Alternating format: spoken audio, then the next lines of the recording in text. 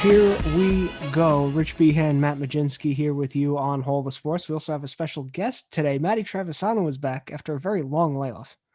I can't even tell you the last time Maddie was on. So welcome back. Thanks for having me. I think it's been a while. Yeah, it's been a Probably very long since been time. like the first few episodes was the last time I was on here. I'm Yeah, excited to be back. good. Matt, we got away from we were doing really good with like the guests and everything, and Maddie was on, and Maddie was doing like the sports updates and everything, and then we fell into like this continuous loop of Evando and Mike Leopold, and we just never broke the loop. Yeah, it's been a little bit rough. We got to reach out and branch out a little bit more. That's Yeah. been one downfall. So Yeah, that is true. But we're back. So our last episode was the NFL draft preview. So we're going to kick off this show with the NFL draft review. So we'll get to that in just a minute. We're going to talk about MLB. We're going to talk about baseball and how the season has unfolded to this point. Everybody's been through about 30 games, except the Mets because they just don't like to play baseball. So we'll get to that, and then we're also going to get to some rant topics at the end of the show. But like I said, we're going to start with the NFL draft. And really, when we talked about it last week, it was obviously everybody in the world knew what the first two picks were, Trevor Lawrence and Zach Wilson. But really, whatever the 49ers were going to do at 3 and whatever the Falcons were going to do at 4, we're really going to set the tone for the rest of the draft. I had not to toot my own horn, but I had the 49ers taking Trey Lance, which was a little bit out of left field. And then it was going to be wide open. So really whatever the Falcons were going to do at 4, were they going to draft Matt Ryan's replacement? Were they going to draft a wide receiver for when they ultimately trade Julio Jones? Were they going to take a tight end in Kyle Pitts, which they ultimately did? And that kind of set the tone for the rest of the draft. But before we get into what we wanted to talk about and really dive into, I was just curious to hear your guys' thoughts on the draft as a whole and really what transpired after those first two picks. yeah, I guess I'll go first. I mean, after those first two picks, it was kind of weird. I feel like the wide receivers were really thought of real highly in those first 10 picks, and really offensive players as a whole. And there were certain teams that really got lucky based on some of those quarterbacks that went. I mean, I've said it before. I don't think that Zach Wilson or Trey Lance are going to be starters in the NFL for long at all. So I think that other teams had guys that fell to them at certain positions that if these guys work out and these quarterbacks don't work out, we're going to look at this draft a few years later and say, wow, these teams really hurt themselves by drafting these quarterbacks instead of going with some of these really, really good, talented players. And some of these other teams got some talent that fell to them. And we're going to look at those teams and be like, hey, this is why they got that turnaround in, whatever franchises they were. Yeah, kind of just going off of that, I think a lot of the picks were surprising. And like you said, Matt, a lot of people are going to come back to this draft and be like, oh my gosh, this completely changed our franchise, or oh my gosh, this completely ruined our franchise. I think that had a lot of things to do with it. People, were surprised throughout the entire draft, which I also think it made it really exciting. And, just everything about the draft for football fans coming after, what 2020 was, having Roger Goodell back and him being so excited to hear the boos again. I think just the whole atmosphere around the draft also made it so fun to watch as a football fan. I think that played into it. You had Zach Wilson. I remember whoever interviewed him she was like, you are the first person to walk this stage in over a year. Like, what is that? Like, what does that mean to you? Like, just being able to walk across the stage in general is a huge thing, but you are the first person to do it. I think also was just so fun to see as well. I will also say, I was sitting there watching this. I was like, well, first of all, we got things started with the Kings of Leon, which, by the way, I was excited about. A lot of people was trashing that on Twitter and everything. I happen to like the Kings of Leon, so I was sitting there enjoying it. But not a lot of people liked it. I could understand why. But then after that, we panned out to this wide shot when the draft started. I mean, they created like a whole WrestleMania type set there for the draft. I mean, I was blown away with what they were able to do. And then I liked that they had like the little seating pods for each team. And of course, they had to keep telling people that everybody was vaccinated. So they did a good job with the presentation, at least of it. And I like the way that they really brought it to life because it was the first time they had fans there in quite some time. we wanted to do a segment called, quite simply, Winners and Losers. So we just wanted to tell you the 3 winners and the 3 losers of the draft in our minds. And I guess I'll kick it off, and I'll start with my 3 winners. And for me, the overall winner of the draft at number 1 was the Chicago Bears. Now, quite possibly, you could sit back and say, okay, they gave up a lot to trade up with the Giants. And really, they had all the leverage because it was obvious that it became obvious, I guess I should say, that at 11 for the Giants, it was Devontae Smith or nothing. So the minute that the Eagles jumped them, it was quite apparent that the Giants wanted to move back. So the Chicago Bears came with the trade offer. I think Dave Gettleman probably fell out of his chair after they offered what they offered. So of course he jumped on that. But yes, okay, the Bears did give up a lot. But I have really turned my opinion on Justin Fields in the past, from the start of the college football season to now. When the college football season first started, I was watching him in the regular season, and I said this last week, and I'll say it again. Ohio State really only played 2 strong opponents in the regular season, and Justin Fields did not look good in either game. He looked rather underwhelming, and he underperformed quite a bit. However, when he did get to the college football playoffs, did he ball out? Yes, 100%. I'm not going to doubt that, and he did a lot of it on an injury. So I've turned my opinion on Justin Fields, and I really do think this is the perfect fit for him in Chicago.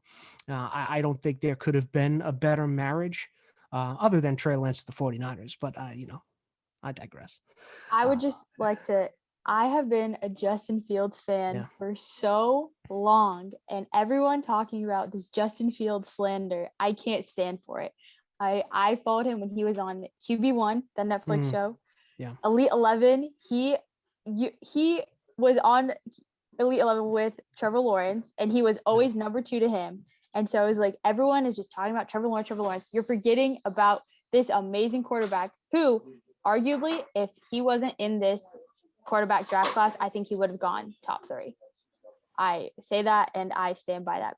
But Justin Fields slander, not going to happen. We're not going to tolerate it. My own show, but we're not going to tolerate it. Exactly. Even though I am not a fan of the team he went to, I hope that he succeeds there and just, says, I should have gone higher. That's what I'll say about that. Well, and like I said, I've changed my opinion on him. I think, like I said, I think that's the perfect fit for him in Chicago. I don't know if they're going to win right away because I don't think Justin Fields is going to start right away. And I don't know if he will start this year. So from a perspective of winners, to me, the overall winner was the Chicago Bears and Justin Fields, even in that category.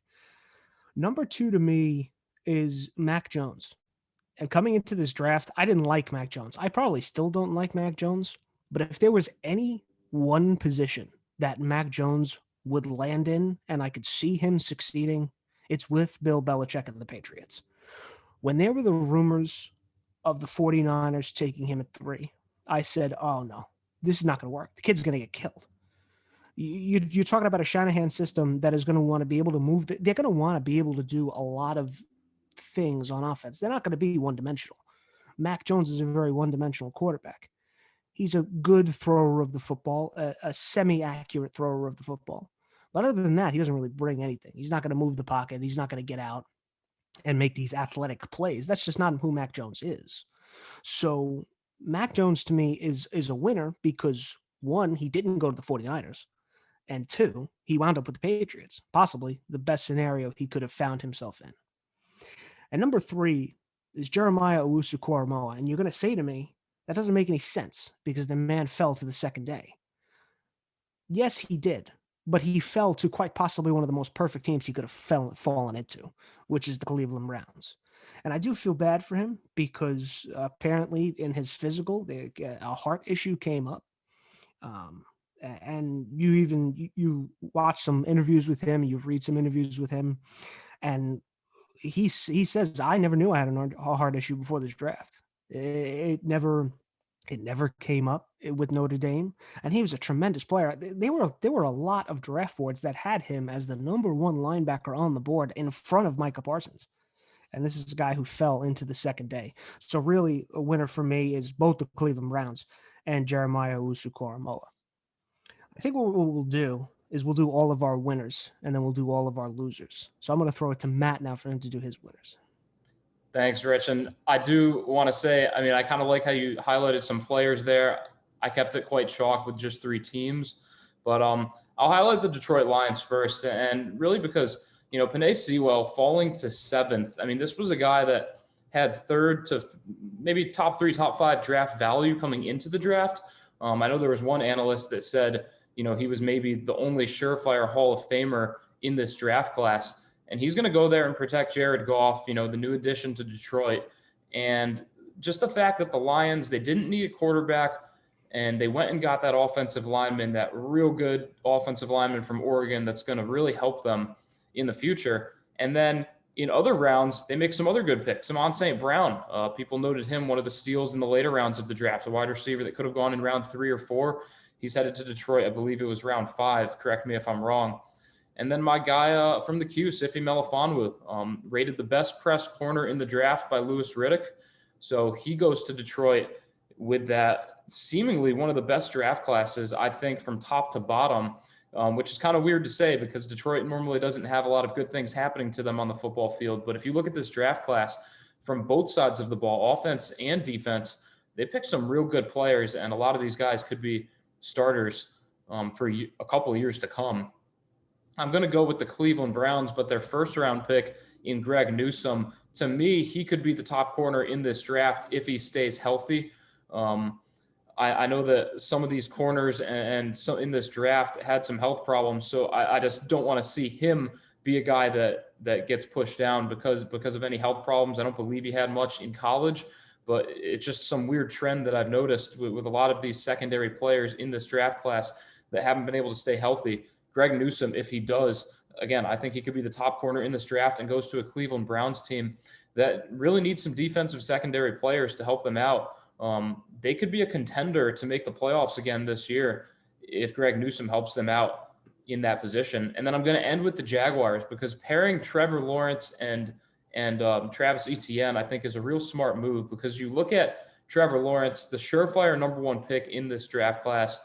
To me, he could lead them to the playoffs in as short as 2 years. I don't know if he'll get them there this year, but then you give him his boy in ETN. And I just think that's a smart move. I think that at the same time, it could be in that category for the 3 losers because why don't they go with another position? Why don't they go with another player?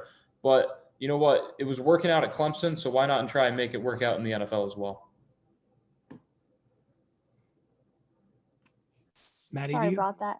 My dog's barking if you can hear her. So pretty I simply, heard it then. I didn't hear it before. I didn't hear it before that. I heard it then. I just always have to say it because then she'll start barking and then it's a whole thing. So I'm going to keep it simple with the winners. 3 teams that I see: Jaguars, Eagles, and Dolphins. And simply, it's just because you paired up their starting quarterbacks with their old receivers or running backs. I mean, you saw it, like Matt, you just said, with Trevor and Etienne and the Jags. Like, yeah, might not be perfect, but guess what? Trevor Lawrence, if you look, he was more excited to see his friend get drafted than himself get drafted. If you look, he's like, oh, like he knew he was going number 1. He knew it. But as soon as he saw that ETN got drafted with him, he was so excited, smiling. His wife was crying. Like they were so excited.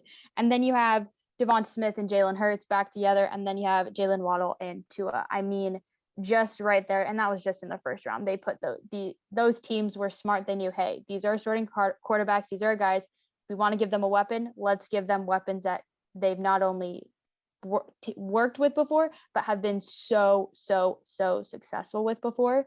So, I mean, right there, those are 3 winners in my book, and I'm excited to see what they do. But Rich, you brought up a great point when you brought up Justin Fields. Like these teams, yes, they put a lot of people together. They might not win right away. I mean, Trevor Lawrence, for the first time, could lose a regular season game in his career.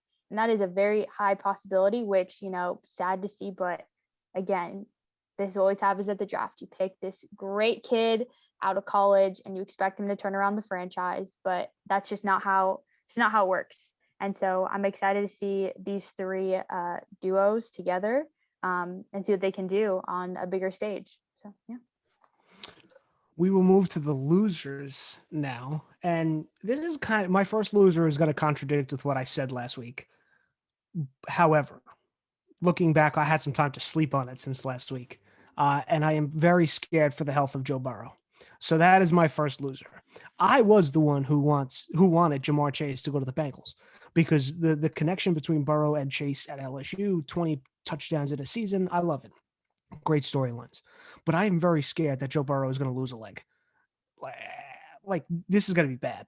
The man's got no help. I mean, they were in a position to take Sewell. Should they have? I guess will remain to see if they should have. Yes, okay, Joe Burrow needs offensive weapons and he needs help. But if he's not standing upright in the pocket, he's not going to be able to throw the ball. Joe Burrow is my first loser.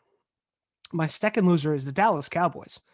Just because they sit there, they needed a cornerback. That was really the only thing that coming into this draft, they said, okay, we absolutely need a corner. J.C. Horn comes off the board before Surtain, by the way. I don't know what happened there. Horn comes off, then Surtain comes off. And the Cowboys are kind of sitting there like, okay, I feel like they kind of just honestly panicked and they took Micah Parsons.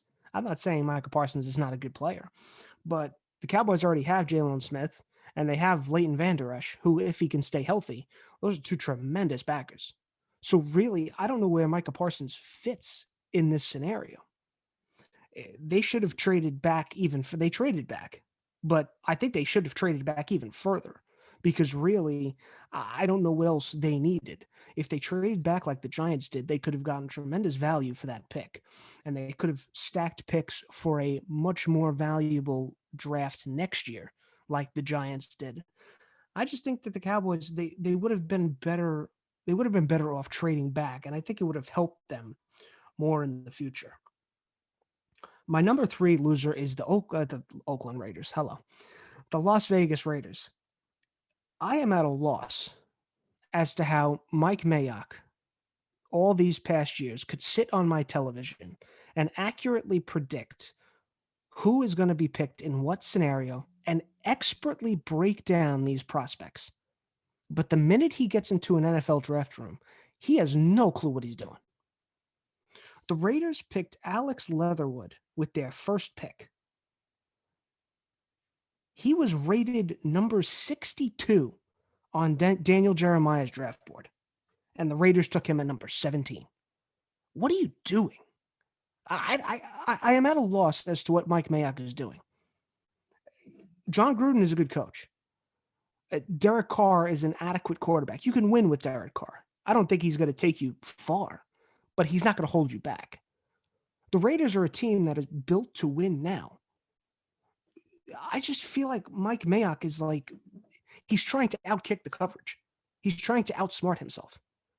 If Alex Leatherwood was your only target and that was the only guy you wanted, again, trade back. What are you sitting in that position for to take the 63rd prospect on the board at number 17? It just doesn't make sense to me. Figure it out, Mike Mayock. I mean, really, this is pathetic, dude. I used to love watching, and I watched the NFL Network's draft coverage because of Mike Mayock. Because I liked Mike Mayock and his breakdown of prospects. He gets into a draft room and just forgets what to do. I don't get it. Matt, to you, please save the Raiders. Well, I'm sorry about, you're unfortunate. It seems like you got a little bit of a back and forth relationship going on there with Mike Mayock. So he's killing me, man. He's killing me. I hope it gets better. And I'm going to stick with you here because my first loser is your New York Football Giants because Philadelphia Eagles completely hoodwinked the Giants on draft night by trading up and taking Devontae Smith, who I know, and you can't deny this because as a Washington football team supporter, if there was any way we were getting Devontae Smith, I would have fell out of my seat and just been absolutely ecstatic. Probably to this day, I still would have been talking about it and I wouldn't have stopped. And I think the Giants perhaps even more so needed that because we got Terry McLaurin. We have Scary Terry. We have our weapon. The Giants need a receiver, especially if they think that Daniel Jones is the guy, because I think that he can be the guy. I have a question. Yes. Does Kenny Golladay not exist in the universe? The injury problem, I think, is going to scare me a little That's fair. Last year. So, I mean, again, I do like the Galladay pickup, but Devontae Smith to me, and maybe this is why I'm so high on this, is because I think he's better than Jamar Chase. I think he's the best wide receiver prospect since Calvin Johnson, maybe. I think he's that good. Obviously, with his stature, he might need to put on some pounds. Maybe he won't, because it surely didn't really hurt him at Alabama. But I'll save you some time and move on to the Green Bay Packers, who I'm sure we're going to talk about a little bit later. So I won't say much on the Packers because it kind of explains itself in that Aaron Rodgers is probably not going to be a Green Bay Packer for much longer than a few weeks. And I don't know if it really started with the draft, but by taking a cornerback in the first round, that probably made it 10 times worse. And then I'll end with Joe Burrow, who I know you already talked about, but I'd be remiss to not mention Joe Burrow at all because, I mean, the fact of the matter is he gets a playmaker, sure, but, I mean, he now has another year with potentially the worst offensive line in the NFL. And Joe Burrow, I just feel like it's got to be mixed feelings. And that's bad when you get your teammate from college and you have mixed feelings about it. That's bad. So I'll leave it at that. The three losers I picked, you guys all have kind of touched on, so I'll keep it brief. But one that I think kind of comes out of left field a little bit, 49ers and Trey Lance. I don't think it's a huge loss. Hold on, hear me out. I just don't understand their necessity for taking Trey Lance at 3. You know, like the 49ers. I feel like they could have done, you have the 3rd pick. You are wide open with who you can take. Everyone knew Wilson and Lawrence gone. I mean, we've talked about this already. Like 49ers had the entire board open to them. And so why they went with the quarterback when they already have one? This is so similar to what happened last year with the Packers and Jordan Love and Aaron Rodgers. Like, why are you taking this guy so high up? I'm not saying Trey Lance didn't deserve to go that high. I think great. I just don't understand why the 49ers decided to do that. That's just kind of, I think they could have done a little bit better on that end. My Packers, I'll be talking about them later, but again, they're a mess. I'll just keep it at that. They were an absolute mess with Aaron Rodgers news dropping that day, hours before the draft started. And then they have to do this. Whether they change, I doubt they actually changed their draft plan because that's just who they are as an organization. So these people were going to be drafted regardless of what Aaron Rodgers says. And I think that's the even worst part about it is you had this, you should have changed your plan. A cornerback, a corner, and you finally got a wide receiver in the 3rd round. Good job, Green Bay Packers. I can't. And then I'm going to have to kind of reiterate what Rich said about the Raiders, the Las Vegas Raiders. I mean, again, they could have done so much more. I don't understand what some of these people, you get into the room, like you describe, you get into this room and it's like all knowledge of football goes out the window. You're like, what is going to make the biggest splash? What's going to make the biggest news? It's, let's get him. And then, everyone's talking about it. It's like, no, everyone's talking about how much of an idiot you are for drafting people you might need, but you could have easily picked up in free agency, or you easily could have, traded here and here for, the Raiders are always a team that you just shake your head at and are like, you could do so much more. I'm not mad, I'm just disappointed. That's what you think of when you think of the Las Vegas Raiders, but those are the losers for me. Yeah, I just want to touch on that 49ers Trey Lance point. I'll just be honest with you. I just think they took Trey Lance because they don't love Jimmy G anymore. I think the honeymoon with Jimmy G is over, and you're talking to one of the biggest Jimmy Garoppolo fans in probably all of football. I've always liked him. I thought he was going to be handed the keys to the castle in New England after Brady left. Obviously, it didn't work out. And then he takes the 49ers to the Super Bowl, and then he gets injured, and he's kind of just not the same. So now you bring in a guy who will, be in the pocket, a dynamic playmaker. And listen, this 49ers team is a team that picked 3rd. If you factor in all the injuries they had last year, they're instantly a Super Bowl contender again. if, Jimmy Garoppolo or Trey Lance, if they figure out the quarterback situation, I think they're going to make a run at a Super Bowl again. I mean, this is a team that if they're healthy.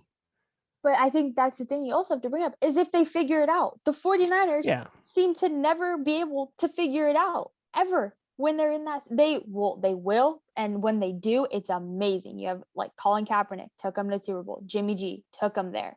But then before and even after that, it's like, oh, wait, we don't even remember how to play football or make a good team. So I think, Trey Lance, but Jimmy G, I think they still kind of have enough faith in him that he's going to be the starting quarterback this season. Yeah. And I think that really, like for Trey Lance, you're like, if he went somewhere else, he could have easily been the starter at number 3. You have to think about that. Oh, I went number 3 in the draft. I'm not even starting. Like, come on. Yeah. Well, we'll have to wait and see. And I want to touch on Carson Palmer, not Carson Palmer. Hello. Well, I'm going to get to Carson Palmer, but I wanted to talk the Joe Burrow point with Matt here for a second because we're both on the same page. This is the same injury that happened to Carson Palmer when we were much younger. Carson Palmer came back, but he wasn't the same quarterback he was before he got injured. So I'm curious to see. And I mean, Joe Burrow is also much more mobile than Carson Palmer ever was in his life, but I think it's going to be interesting to see if Joe Burrow changes his game and has to be less mobile. And if that happens, he's going to get absolutely wrecked in the pocket. I think that's an interesting topic to bring up, but I also think that you have to look at, other than Russell Wilson, most of these quarterbacks that win, get to the Super Bowl, win the Super Bowl, their biggest strength is throwing the football. I know obviously Patrick Mahomes with his mobility, but you look at last year, they took that mobility away. He wasn't as good. So it's kind of like a toss-up. Can Burrow change his game and really be just a pocket passer 95% of the time? Or does he have to be a little bit more mobile for him to have that success? And to be honest, I don't know if I'm going to be able to answer that question. I know we really won't be able to, but it's something to keep an eye on. All right, that's going to do it for our first segment with the NFL draft review. Let us know, I guess, on Twitter, on Instagram. We engage with everybody there. I lied. Don't let us know on Twitter. We won't see it. Let us know on Instagram. We will see it, and we will answer you, and we'll get back to you. All right, first segment done. Next segment coming up next, we'll talk MLB, and we'll talk about some rant topics after this. We'll take a quick break and be right back. You are either listening to Hall the Sports or watching on YouTube. We'll be right back.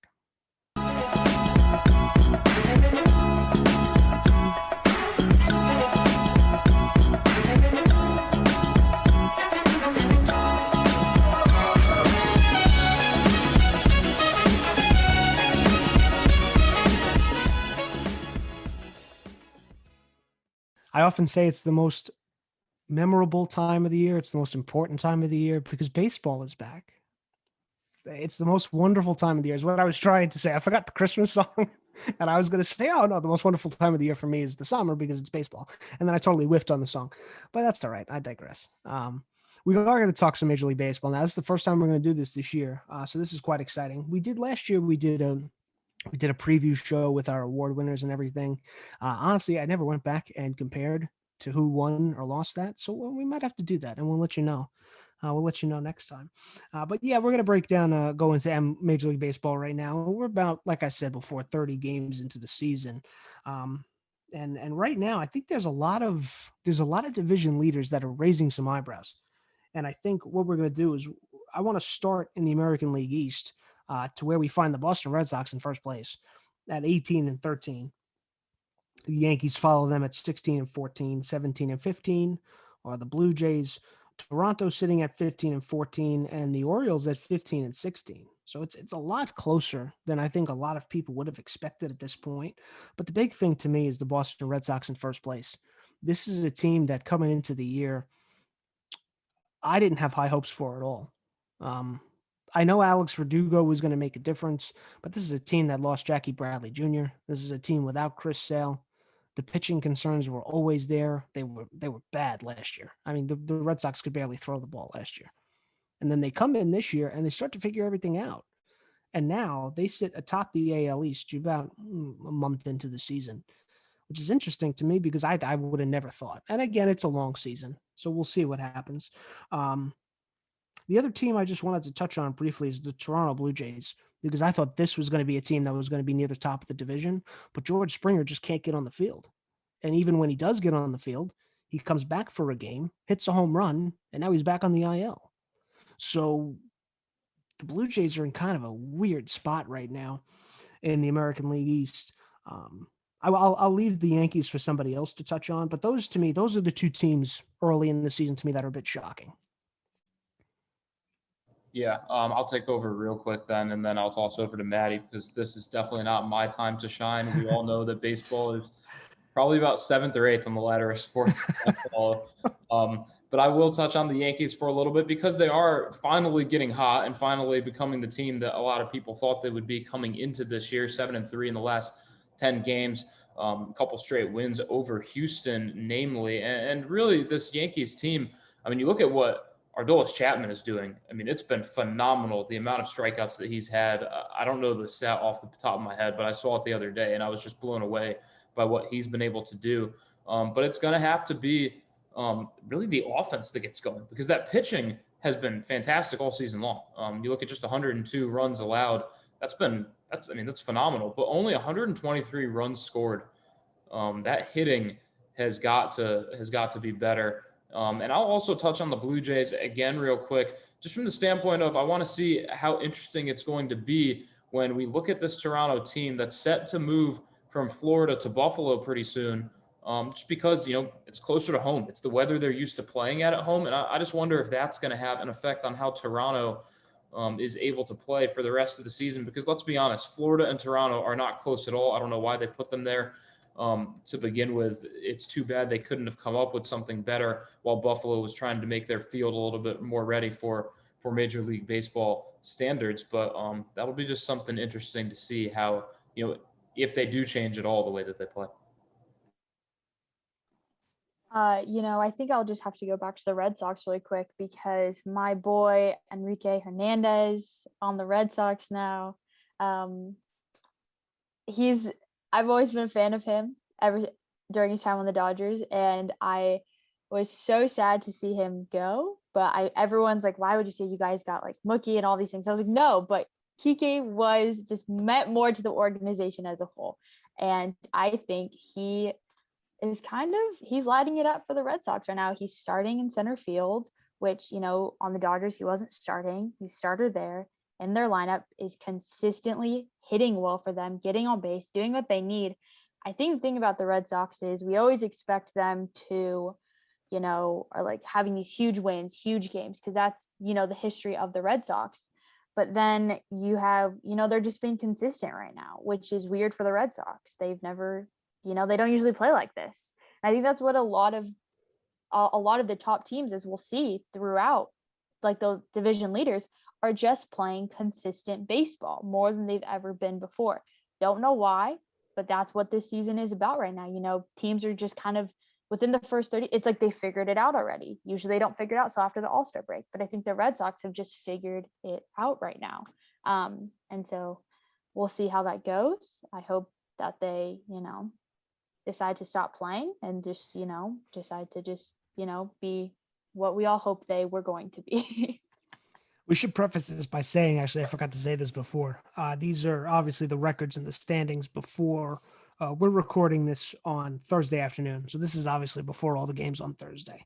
All right, we'll move to the AL Central. It's a 3-team tie at the top of the division with the White Sox, the White Sox, the Indians, and the Royals, which are shocking a lot of people, me included.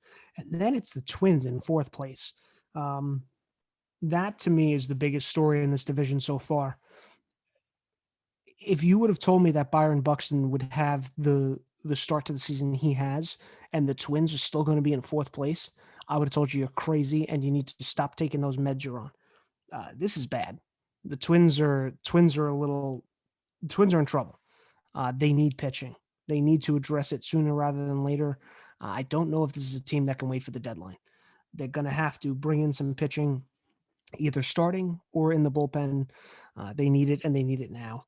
And Josh Donaldson's got to stay healthy. This is a bat that completely changes the lineup, and if he's not in there, you gotta wonder where your offense is coming from, and that's never a good thing. White Sox really aren't surprising me. I expected them to win the division. The Indians, I expected them to tread water just because they're one of the best pitching staffs in the league. They're not going to be able to hit the ball. I don't think they're going to be able to sustain offense through a season, through 162. But their pitching is good enough to keep them where they are. And the Royals, the story with the Royals is always what it is. They're a band of misfits, and I like them. I like that they're sitting at 16-13. Again, I don't know if it's sustainable for a whole 162, but it's nice to see them in first place a month into the season. I bet their fans enjoy it. Just really quickly, because everything you said, Rich, I think kind of wraps up the AL Central. I mean, I expected the White Sox to just have an all-out lead right now. Like, I didn't expect them to be in a three-way tie, and I think that almost looks bad on them that they're now in a three-way tie for first, and not even the first team in the three-way tie. You know what I mean? So I think out of all those teams, like you said, none of those teams I think have the sustainability to last all 162 games. Yeah, I mean, last season, 2020 season, you have obviously season was cut short, and you have to see, is that going to have an effect? I mean, obviously a lot of these players are used to playing the 162, but then did they get used to that shortened season? Could that potentially be a factor after the All-Star break? I mean, that's how you just split up before and after. Is the after going to be worse than before? And the Twins, absolutely shocking. I thought this league was going to be, or I thought this division, was going to be Twins and White Sox just going toe to toe, game, the whole season, really.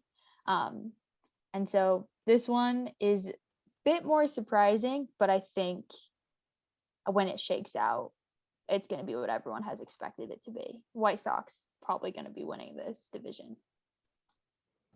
I think Maddie brings up a good point with Chicago, because that's what I was going to hit on, because this is a team that was, a couple of years ago, they were one of the worst teams by far in Major League Baseball. Since 2018, they've improved every season, to the fact that last year getting that wild card appearance.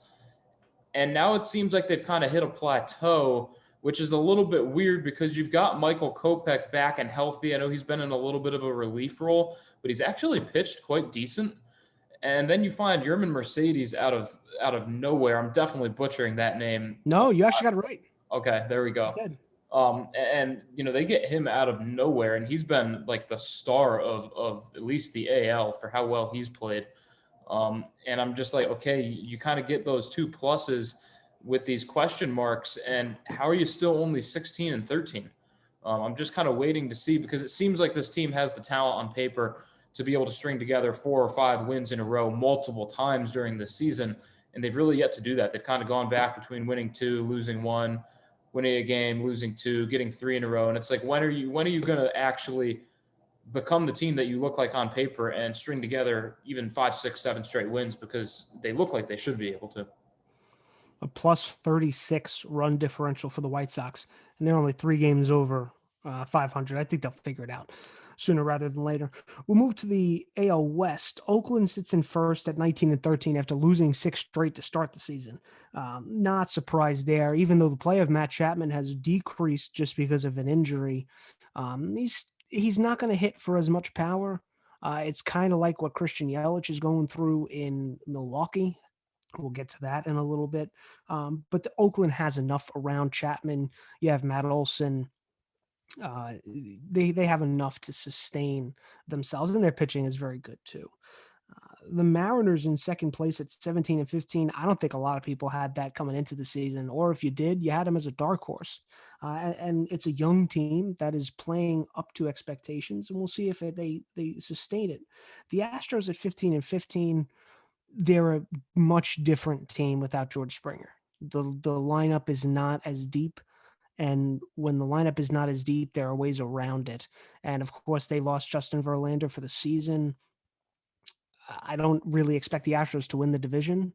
I don't really expect them to make the playoffs, if I'm being honest. So it'll be interesting. It'll be an interesting year in Houston, to say the least. Texas actually in fourth, and the Angels in last. I don't understand this. This is the thing that I wanted to point out in this division. This is pathetic. If you want me to be completely honest with you, Mike Trout finally is starting to get the national recognition he deserves. Shohei Ohtani is about literally everywhere, and this is a team in last place. I don't understand. Can you figure out a way to pitch the ball over the plate and get outs, please? Starting pitching, bullpen, you've got to figure it out. This is pathetic. Mike Trout has been to one playoff. It has been one playoff game, and it's been a wild card game, and they lost. Okay? This is pathetic. You're the best player in the league, hasn't even touched the playoffs in years because the Angels can't figure everything else out. This is absolutely ridiculous. They were only 3 games under 500, but they're at the bottom of the AL West. Ridiculous. I'm done.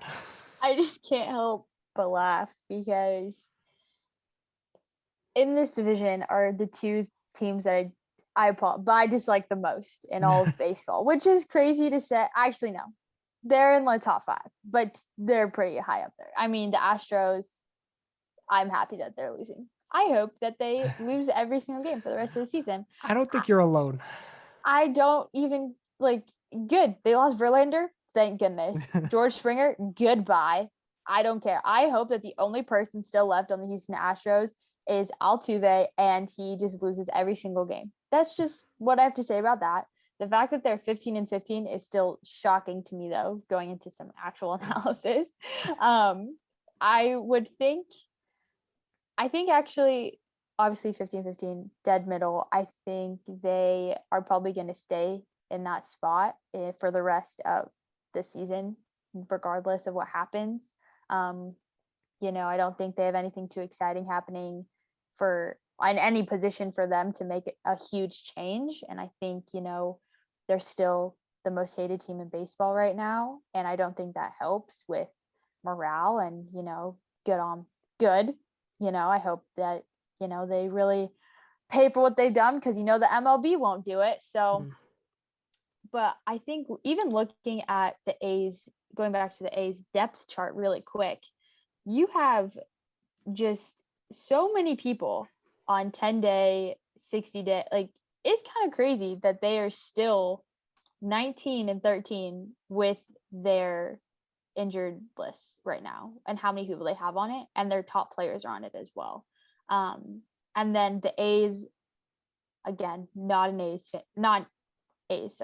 Angels, not an Angels fan, never been an Angels fan, mostly because they're not the Los Angeles Angels of Anaheim is his most stupidest name I could ever imagine. Yes. And I hate it more than anything in the entire world because they are not the Los Angeles team. They are in Anaheim. Anaheim and Los Angeles are nowhere near close to each other. I say that every time because I just need to get it out.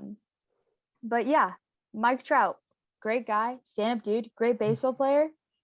He'll probably never make it to the playoffs, and that is a sad fact. But if he wants to do that, then he needs to switch clubs because the Angels are never going to make it happen for him.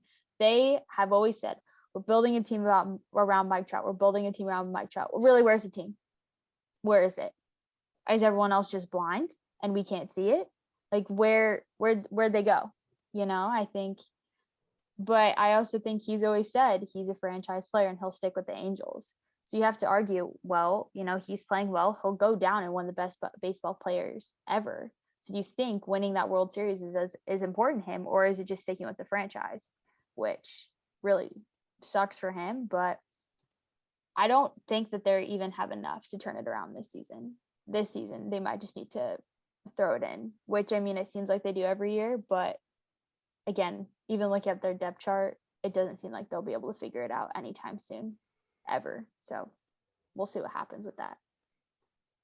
Well, I'm going to beat it to death because the Angels, it's kind of pathetic. And I'll just take it a step further from the statistics is that Mike Trout is virtually on pace to break his single season home run record, his doubles record, and could even get pretty close to 200 hits on the season. I mean, the year that he's having is actually quite phenomenal, just when you look at the numbers.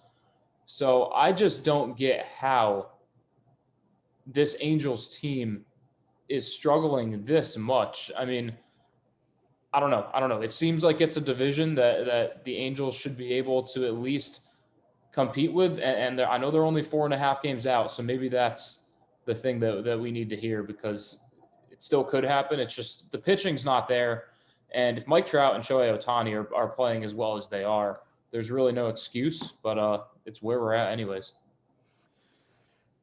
All right, that'll wrap up the American League. Let's get to the National League really quickly. And of course, we'll start in the East with the Phillies in first place right now as it sits at 16-15. That is the only team over 500. The Mets are in second at 12-13, Braves at 14-16, Nationals 12-14, Marlins 13-16. Just my overall opinion on this division is that it has been the biggest letdown of the season. The NL East was widely regarded as the best division top to bottom coming into the league this year. I mean, you had the Phillies, Mets, and Nationals and Braves all vying for the postseason, and you could even throw the Marlins in there because they made the playoffs last year. So it's not really a rebuilding Marlins team anymore. There were legitimately 5 teams that could make the playoffs out of this division, and they have just come out and stunk it up this year. I mean, first of all, the Mets are barely on the field. When they can get on the field, they have lackluster. I mean, between COVID pauses to begin the season and rainouts, and I mean, they're going to have to play so many doubleheaders down the stretch. It's going to be bad. Francisco Lindor has completely forgot how to hit the ball. If I'm being brutally honest with you, mechanically, he's completely lost at the plate. I'll save the breakdown just because everything I would tell you is what Mark DeRosa told you on MLB Central. So if you're curious about that, he did actually a really good breakdown on it. If you're curious about it, go find it on Twitter. He told you everything that needs to be done, and Lindor just hasn't been able to fix it. He's in his own head now, and he's completely lost.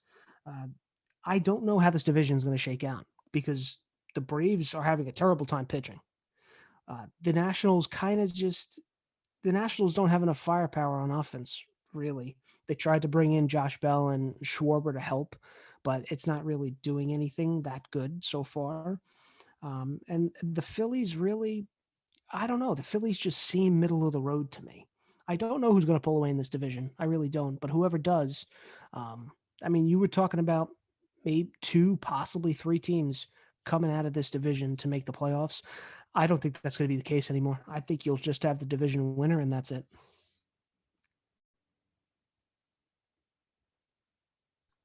Yeah, I think I'm not even going to hit on the Mets because, I mean, Rich says it all, and you don't even whatever And he wants to say. and further, I didn't even say it all. I kept it short. I know, but it's the same how I'm gonna act with the Dodgers. So we'll just keep it simple.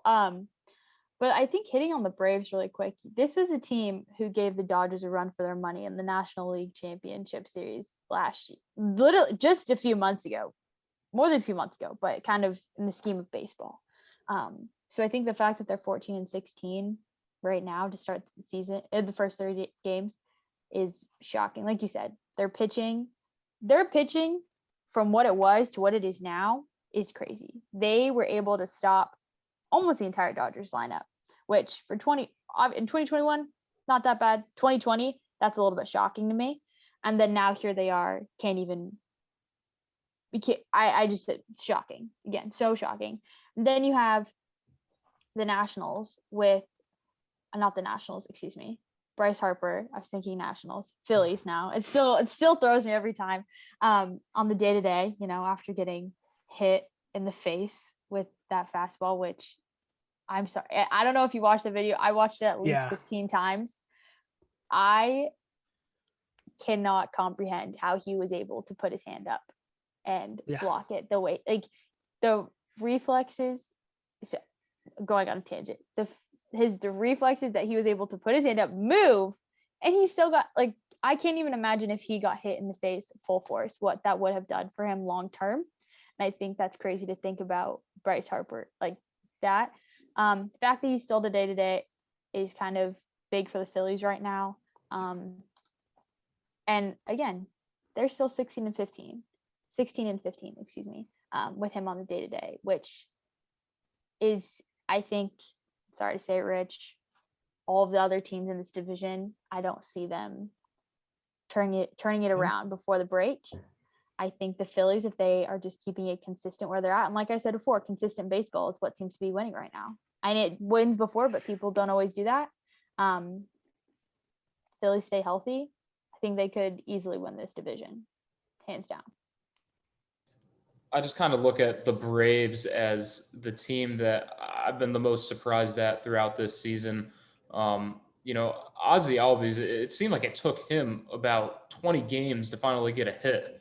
I mean, he was on one of the worst streaks to start this season as anyone in Major League Baseball. So I feel like if they can get some pitching to work, and right now you look at their starting pitchers, and there's really not too much hope. But if they can get something going, I just think this Braves team is the one to keep an eye on. We'll move to the NL Central. That sees the Cardinals sitting in first. Brewers behind them at 17 and 14. Cubs at 15 and 16. The curious case of the Reds at 14 and 15 in fourth place. And the Pirates in last, which is unfortunately kind of like the Detroit Tigers. I think they're going to be there the entire year. Coming into this season, the Central for me was curious because I thought realistically it was going to be a two-team race between the Cardinals and the Brewers. But as we sit here right now, yeah, the Cardinals are at 18 and 13. They're doing that without Nolan Arenado, who really has been, yes, he's been playing, but he's been virtually non-existent because he has not been that great to begin the season. You're relying on his defense at third base, which is good, but he has not been able to hit the ball pretty consistently throughout the year. So that gives me a good sign here for the Cardinals going forward. The Brewers are in trouble. If Christian Yelich can't figure out this back problem, the Brewers are going to be in trouble because they're going to have to find ways to bring in offense without him. And I don't know right now they're playing Tyrone Taylor. I don't know if he's a long-term option, but I mean, this back stuff is pretty serious with Yelich just because of the way he swings the bat. It's the way he turns his body is just insane. So if he can't figure that out, they're going to be in trouble. And the Cubs sitting in third, I don't think that team is going to look anywhere similar to where it looks right now by the trade deadline. I think Chris Bryant is gone. I think Anthony Rizzo might be gone. I think they're going to commit to Javi Baez in the offseason. So out of those big three that really they're going to have to make a decision on coming soon, they're going to get, if Chris Bryant continues to play like this, they're going to get a lot for him at the deadline. I think they'll either eventually trade Rizzo or lose him in free agency, and they have to keep one of them. So I'll say they keep Baez. And the Reds give me Phillies vibes. They're kind of just middle of the pack. I don't know. It's like if they finish 81 and 81, I won't be surprised. But if they also win the division, I won't be surprised. Like I'm getting a hard read on the Phillies and the Reds because they have talent and they should be playing better than they are. They're just not. I'm surprised at what you're saying about the Cubs. I will say that. I think right now they are playing pretty good baseball, and you would think, hey, maybe we should keep, Rizzo, Bryant, and Baez together for just one more season. Let's see how it shakes out. Because with the way the division looks, I mean, yeah, they're 15 and 16, but they're not out of it. They could easily make a run to win the division. And I think if you keep it up, I just don't see why they would trade Bryant. I see why they would, but I also don't. You get what I'm saying? Like, okay, yeah. I can see you trading him, but also why would you? Like, come on, why don't you keep him? Anthony Rizzo, I can't see him anywhere else in the Cubs. And so I think that's going to hurt I think that's going to hurt the organization as a whole come next season when he's not there. I think you're putting a lot of eggs into the basket of Baez, and I don't know if that's going to help you out long term. And then neither do I. I mean, I want to clarify that. I don't think Javi Baez is. I think Javi Baez is good. Can you build your franchise around him? Absolutely not. Yeah. No. And so that's why I think they should keep Rizzo and Bryant for at least 1 year, because it's like, okay, keep all these three together 1 year, then we'll rebuild next year. Arguably, this was still a rebuilding year for them. And then kind of what you said about the Brewers. I mean, my back just hurts thinking about the way Christian Yelich swings the bat. I'm like, oh my gosh, I can't handle that. But I don't see anyone filling his place. They have no one else anywhere else that could do what he does. Anyone else. And again, baseball always builds around one person. Right. Guess what? Baseball is not a one person sport. Arguably, you can make an argument it is, but with a team like the Brewers, you can't keep relying on Christian Yelich. They knew this was going to happen sooner rather than later. He's going to get injured, and guess what? Now they can't do anything about it, and they're nice second place, 17-14 right now. I could see them actually dropping to fourth and everyone moving out. That's just what's going to happen. And it sucks, and hopefully they're able to pick up some new guys by the deadline that can try and fill that void. But I don't know if they even have the capacity to do so. Yeah. I mean, I haven't looked into, how much they can spend, but I doubt it's going to be a lot with the way they paid Christian Yelich. And I think now they're seeing the error in their ways. Yeah, to me, the Cardinals are far and away the best team in this division. I mean, you look at their pitching, you look at their hitting, all of that combined, I feel like they could run away with this division more than maybe any team in any other division in Major League Baseball. And then I'll also look at the Brewers real quick. Again, because of Christian Yelich, and you take him out of that team, especially out of that lineup, and it's just a bunch of B-list guys. I mean, Travis Shaw is having an out-of-his-mind type of year. But overall, I mean, it's just a bunch of B-list guys. They don't have anyone else who you're like, okay, well he'll pick it up. I mean, I know, getting Jackie Bradley and Avisail Garcia, but overall, it's just this Brewers team is not made up of much star power, and that's going to be a problem going forward. We moved to the NL West, and the Giants in first place. Maddie, what year is it? It's not even an even year. It's not even an even numbered year for the Giants. What literally, is going on? Shut up. I can't. The amount. Say your 18 piece. and 13 for the Giants in first place. Buyers at the deadline? Question mark? Who knows? Dodgers sit in second at 18 and 14. Haven't had a bad season, but I don't even want to say. I mean, they've been underperforming, but really, the Dodgers. Everybody expected the Dodgers to win 120 friggin' games this year. So I mean, really, there's still time. San Diego sitting in second, 18 and 14. I'm sorry, the Dodgers are 17 and 15. My apologies. Yeah, they're third. All right. Yeah, they are in third. And then the Diamondbacks and the Rockies round out the bottom of that division. Trevor Story, I don't expect him to be on the Rockies by the end of the season, so I think that 12 and 19 record will get even worse. The Diamondbacks, kind of middle of the road. I don't think they have a lot going for them right now. If they figure something out good for them, I mean, Ketel Marte is their star player. If you could surround him with something, that'd be nice. But the Dodgers, I think everybody expected two teams to come out of this division, which is the Dodgers and the Padres, with the Dodgers winning the division. But I'm not even so sure about that anymore. I mean, and the Dodgers have had their injury problems as well, with Dustin May now going down. It's devastating. For the season, which is a huge blow. So I do think the Dodgers will piece it together and they will come out on top in this division. I don't think the Giants have a lasting sustainability to stay in first place, but I still do think the Dodgers and the Padres both make the playoffs. Well, I'm not even going to touch on the Rockies because, like you said, there's no point in wasting a breath over them.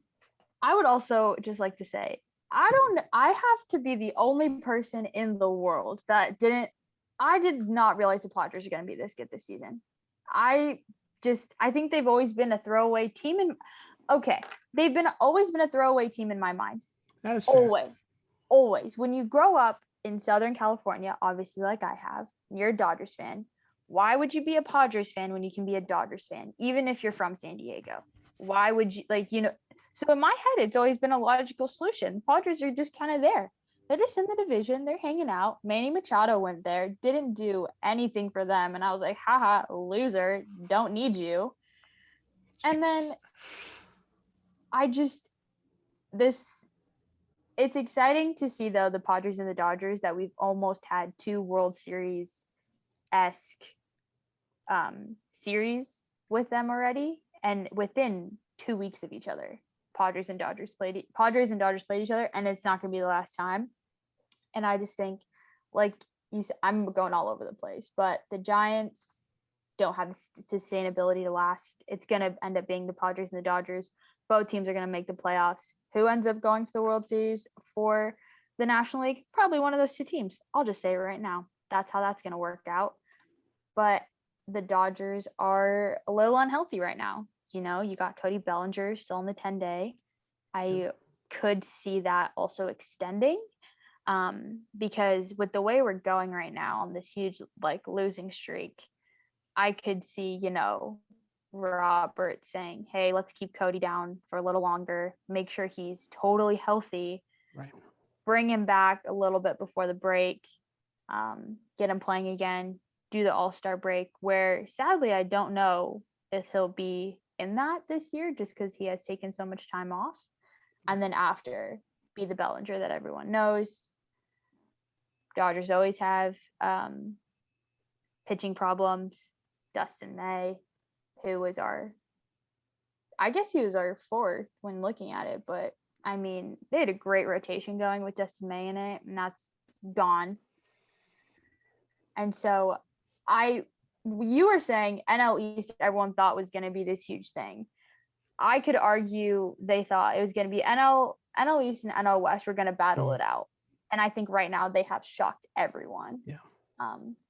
So I could see the Padres taking over the Giants very soon, making that run and not stopping until we get to the playoffs, which really hurts my heart to say, because I've never hated the Padres. I hate the Padres now. Absolutely. Matt, look at her over there. She's distraught. The Dodgers win 1 World Series. They've been competitive for about 4 or 5 years, and now they start the season a little slow. And she's like, it's ridiculous. I forgot. I'm talking to a Mets fan who doesn't know what winning is like. I apologize. Oh, okay. I am sorry. You don't know what that feeling's like, but I mean, if anyone thought that the Dodgers obviously won the World Series, but everyone thought they could do a repeat performance. If they were going to repeat it, this was the team. They really didn't lose any. They had everyone still. They're like the Buccaneers. Everyone thinks they're going to do it again. Well, everyone thought the Dodgers would do it again. I still think they're going to do it again. They just have to get out this slump, but that's my piece on it. Well, I'll close it out with a little bit more Dodgers talk, because I call them like the teeter-totter of the MLB, because first they're all the way up here. They're not really losing many games, and now they've fallen all the way down here. So when are they going to get back up? I don't know, but that's my extent on the NL West. If anybody wants to trademark that phrase down there in LA, just let us know. That's just how it is, though. It is true. That's how even fans are in LA. They're like, oh my gosh, yay, amazing. And then, oh my gosh, you guys suck. This is awful. I mean, my mom's like that. She's like, yay, the Dodgers are great. And she's like, Maddie, why are they so bad? And I go, Mom, if you're a loyal fan, maybe, just stick with them, okay? They always do this. So listen, it's that way on both coasts. I can tell you that much for a fact. When the highs are high, they're high, but when the lows are low, boy, are they low. They are in the depths. So we'll leave it at that for the baseball. We'll talk about baseball obviously throughout the summer, and we'll mix in some few other things as well. But we wanted to do a little 30 games throughout the season so far. All right, we're gonna take another short break, and then we'll be right back after. We'll say some final thoughts, give our last words, and we'll be right back.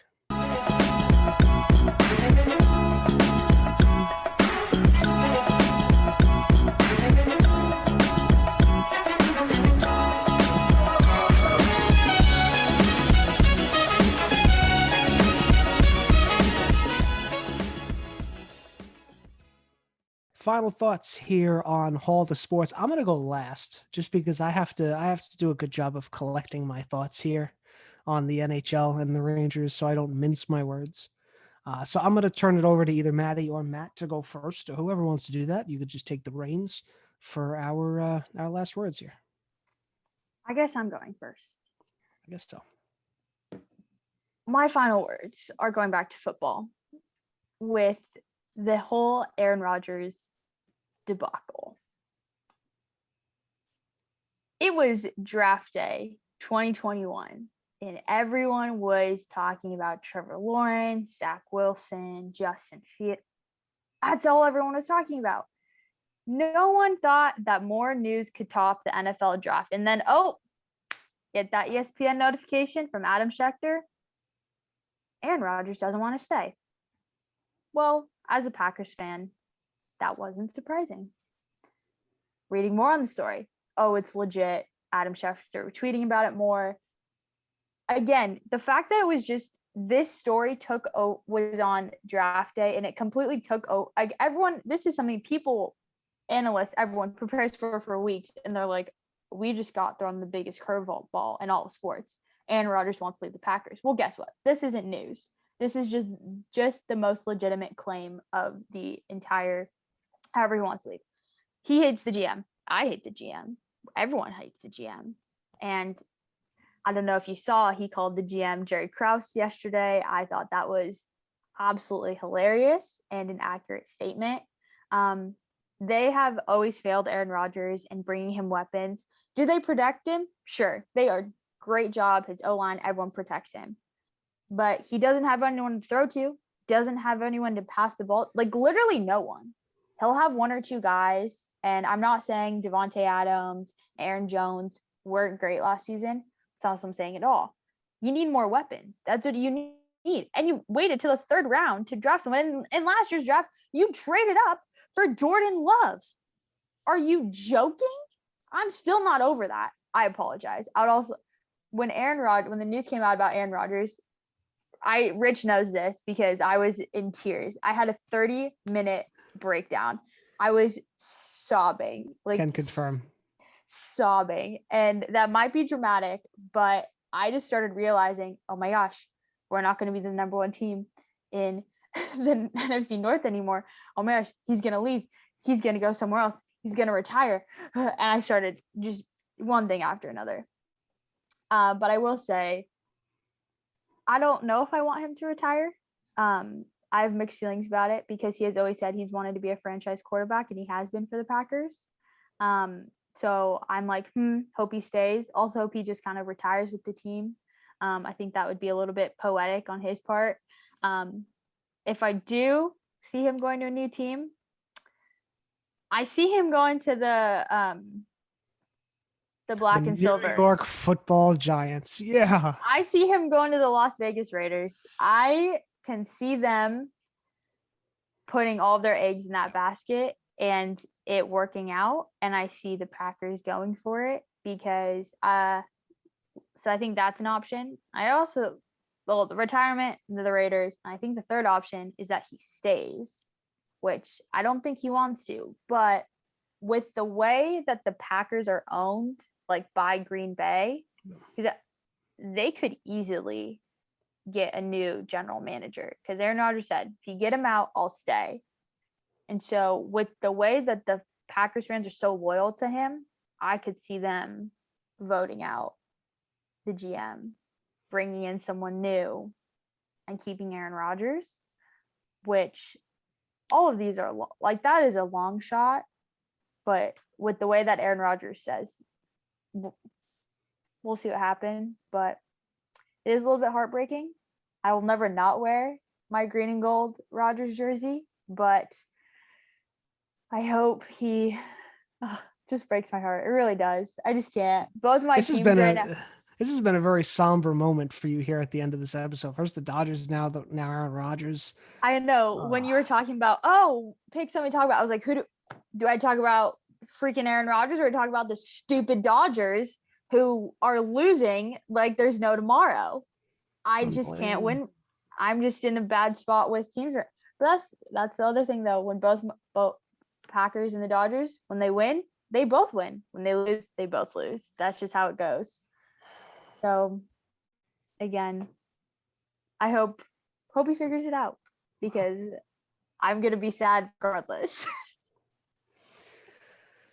Matt, please lift us up here. Stop I the will. sadness. You know, Maddie, if there's a fourth option, I will gladly take Aaron Rodgers on the Washington Right. team. He will never go there. He is either going to the Raiders or the Broncos, potentially the 49ers. Those are it. And everyone else who tries to go for him, he's just going to be like, no. And that's just how it is. So sadly, the Washington football team will not be getting Aaron Rodgers, or the Giants, as a matter of fact. But it's okay, because Ryan Fitzmagic is the answer anyways. But Rich, I'm going to have you guess Sure.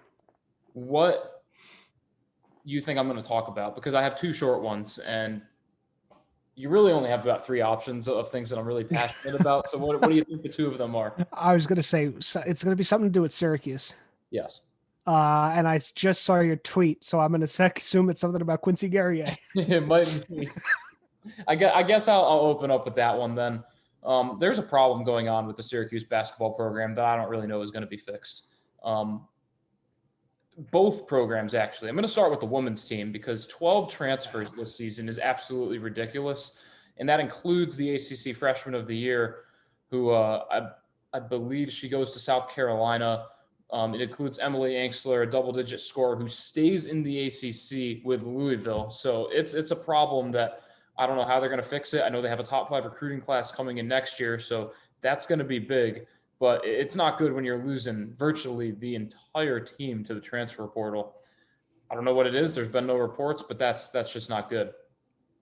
I'll move on to the men's team, because first it starts with Kadari Richmond going to Seton Hall, and I'm not going to complain at all. I mean, that's a win-win for me. You lose one, you bring him in the other. But then Woody Newton comes out, and he was playing pretty well for the Syracuse team. Gets injured. I think there was a little bit of a COVID or injury. I forget what it was, but his minutes just pretty much go away. And he says that he lost trust in the program. And then you get Quincy Guerrier, and I'll read off some of the names from this list because it's pretty extensive. But he's now receiving interest from Illinois, Kentucky, Oregon, Marquette, Georgetown, Alabama, Memphis, Texas Tech, Maryland, among a bunch of others. So this isn't just some guy that said, I wasn't getting much playing time at Syracuse, I got to go elsewhere. This is a guy who was already averaging double-double last season, and now is arguably easily, to me, the best transfer available, and arguably might be the best transfer in all of college basketball with a list like that. So there's something going on at Syracuse. I don't know what it is, but there's something. And I can't complain too much because you get that Sweet 16 run, but the regular seasons haven't been great. And I know it's about the tournament, but at some point that regular season's got to be back to those 30-win seasons that they were having about a decade ago, because it's quickly falling off and Jim Boeheim is not getting any younger. I will move on to my second topic, and that is LeBron James. Oh, God, here we go. And I wrote this down. Let me sit up for this. I really wanted to write this down so I don't miss anything. So if it looks like I'm reading off of a Google Doc, it's because that's exactly what I'm doing. You're really going to call out the play-in tournament after backing it up last year. And keep in mind that was potentially to get Portland and his good friend Carmelo Anthony into the tournament. So I guess I'll respect that a little bit. But now he sort of uses his ankle injury as an excuse, just in case these playoffs maybe don't go the way that he wants them to go, because everything's about LeBron. It's all about LeBron. I don't care who you are, where you are, what team you root for. It's not about them. It's about LeBron James, because the world revolves around him, and that's the way that he likes it. I'm getting a little bit tired of this stuff, and I've been tired of it, actually not for a little bit, but practically since he got into the league. He's as talented as anyone that's ever played the game. There's no denying that. If someone to me said that he's the best player to ever play the game, at this point, I really can't even argue with that. I could say who I think is the best to play the game, but I really can't argue with anyone who says that LeBron's the best to play the game, because he's backed it up time and time again. But he is the biggest prima donna in not just league history, not just sports history, perhaps the history of the world, whatever profession you're talking about. Because it's just ridiculous. I mean, maybe this ankle injury is that bad, but why even give anyone a reason to point a finger at you? I mean, you're just letting people like me have that that really exactly like you. call you out. And it's getting annoying. It's like, bro, can you just play the game, come out after the game and say, oh yeah, I was a little bit injured. And I'll especially respect that because they're probably going to win anyways. But why? Gosh, it's just so annoying. And to take it a step further, Anthony Davis is quickly becoming, and I've said this before, the most overrated superstar in the NBA right now because the Lakers are what? They're the 6th, the 7th seed, and they've got this top 5 player in the NBA. But where's he bringing them? Because he's not bringing them many places because you got teams like Utah and Phoenix who are above them. And the last time I checked, Anthony Davis is a lot more talented than DeAndre Ayton and Rudy Gobert. I'm done. I'm just like, bro. I guess it's my turn to complain about something, and I guess I'll finish us off here. If you follow me on Twitter, you obviously know where I'm going with this already. And if you don't follow me on Twitter, I'm not going to go through the whole thing, so go on Twitter to follow it all. I have a serious problem with not only the Rangers, but the National Hockey League. This is pathetic. You have people out here intentionally trying to injure other players. And the league slaps Tom Wilson on the wrist with a $5,000 fine, which is the biggest allowable under the CBA. That's fine. But he does not get suspended. What he did was despicable. Despicable. He took a player, drove his head into the ice, punched that player. And then when another Ranger, Artemi Panarin, tried to get him off of him, he took Panarin by the hair and ripped him to the ice and smashed his head into the ice. But the NHL is going to give a $5,000 fine to Tom Wilson, a repeat offender, whose only job when he steps onto the ice, the only thing he is ever looking to do is injure people. They will give him a $5,000 fine. But when the Rangers step up as an organization and say, you know what, you as the league, you are wrong. George Parros, you are wrong. This needs to be done. Something needs to be done about this. When the Rangers do that and they speak out against the league, they get a $250,000 fine. What are we doing? Am I in the Twilight Zone? Am I in the Matrix? This doesn't make any sense. This is pathetic. This is an absolute pathetic display from not only the league offices. Gary Bettman should be ashamed. And you know what? If you watched the Rangers-Capitals game the other night, yeah, you know what? There were 7 fights in the game. There were 130 total minutes of penalties because you know what? That's what needed to happen because that's what happens when players feel like they need to take discipline into their own hands. If the league figured it out to begin with and just suspended him to begin with, none of that would have happened. But you know what? To the NHL, all you wanted was views for Wednesday night hockey. So you know what? If that's what you got, and that's what you want to promote for the sport, if that's what you want to promote and that's what you got, congratulations. I hope you're happy with yourself because you're absolutely ruining your own sport. I'm done. Wow. That was a very articulate argument. That was very good. I will have to say I have not watched hockey in years. And I used to be I would say I'm still an LA Kings fan, but I used to watch them constantly when they won the Stanley Cup. Huge. It was so exciting, way back in, what was it, 2013, 2014, Yep. Whenever that was. I can't even remember. But hockey has wanted to get their views up for so long. And yes, fighting is a huge part of hockey. I'm not saying that's not it. But like you said, when you have a player like Tom Wilson who comes out on the field and is just so not aggressive, just so violent in a way that makes everyone look at him like, are you kidding me right now? That you are allowed to, because if that happened in any other sport, in not even a sport, if just a regular human being did what he did, you would be in jail. And the fact that he only had to pay on $5,000 for any fine, I don't know how NHL fines work, but $5,000 really? Are you serious? That's it? That's all you're gonna give to him? And then, like you said, all the fighting. You know what? good for the Rangers that they decided, let's all spend some time in the penalty box. Let's actually see what this is like. NHL, you want to get these views up? Well, let's see if they want to, have our views up when all of our starting lines are in the penalty box. You have to watch our second, third stringers out again. I just think NHL, you want to figure it out. Maybe suspend Tom Wilson, then people will actually start respecting you again, because no one has respected them for a long time, and I don't think anyone's going to for a while after this. So. Well, we'll have to wait and see. And by the way, I didn't even touch on the Rangers general manager and team president firings and all, but I will save that for the next episode because we are running out of time here. So come back for that next time. I'll save some hockey talk for next as well. Big thanks to Maddie for joining us today. Big thank you. Thanks for having me. You'll definitely be back. And of course, Matt and I will be back next time, whenever that is, hopefully soon. We'll come back with, of course, some more baseball, I don't know. Is golf still going on, Matt? I'm not a big golf guy. You're the golf guy. It never ends. It never ends. So we'll talk about golf. We'll talk about anything. Tennis is starting up. Wimbledon's starting. Hopefully that is soon. True. The sports never stops here on Hold the Sports. And that's where we will end it here today. For Maddie, special guest, for Matt Majinski, thank you so much for watching or listening. And we will see you next time here on Hold the Sports.